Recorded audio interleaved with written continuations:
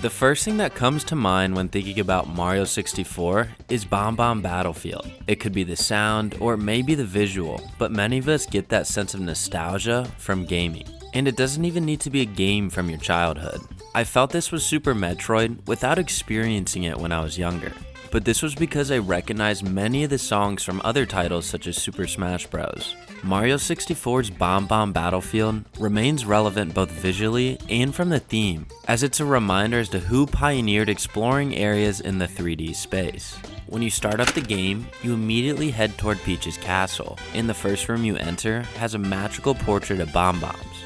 As you drop onto the battlefield, the tune that plays embodies the world around you as you experience the franchise in the third dimension for the first time. I grew up in the 64 era, so it was a norm to me at the time, and I didn't realize the impact the game would have on future platformers. Bob-omb Battlefield shows off the openness of what the console could achieve, and after recently playing it, I think it holds up. Sure, the controls and camera can feel a bit clunky at times, and as you can tell, I was definitely struggling to get used to it. This area is very accessible no matter the skill of the player, and if you really tried, you could probably get every star here within like 30 minutes. I think the lack of frustration here is a reason it's held in such high regard compared to other areas. I'm someone that likes a challenge, but that's not what this video is about today. And despite the lack of difficulty, it's still a great time. There's a lot of variables that could play into the nostalgia for this area, whether it be the music, the lack of frustration, or your first experience playing a 3D game.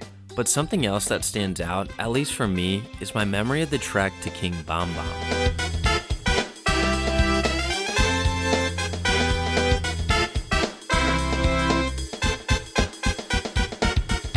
As a child, this felt like such a long journey to the top of the mountain, but after this playthrough, it felt short, and as I mentioned, pretty easy.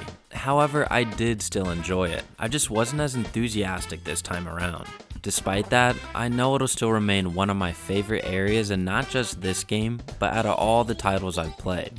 This isn't me praising the design of Bob-omb Battlefield, as I don't think it did anything more creative than other places in the game. I think its praise is based purely off nostalgia, and that's why first impressions are important. The Deku Tree may not stand out among other dungeons, but it was the first, and it has a place with all of us. Other examples could be Corneria in Star Fox 64, or maybe even the first level in Halo 3. Regardless, games are a part of many of our lives, and some hold special places with us more than others, and that is due to nostalgia. If you feel nostalgic about Bob-omb Battlefield, let me know why in the comments below, and if not, what brings you that sense of nostalgia? This video isn't anything I planned to do, but I knew I had something to say about it, and if you like this, then you should like future content I'll be posting about breaking down certain areas in Mario 64. Please don't forget to leave a like and subscribe as I continue to try and grow the channel. So until next time, peace out.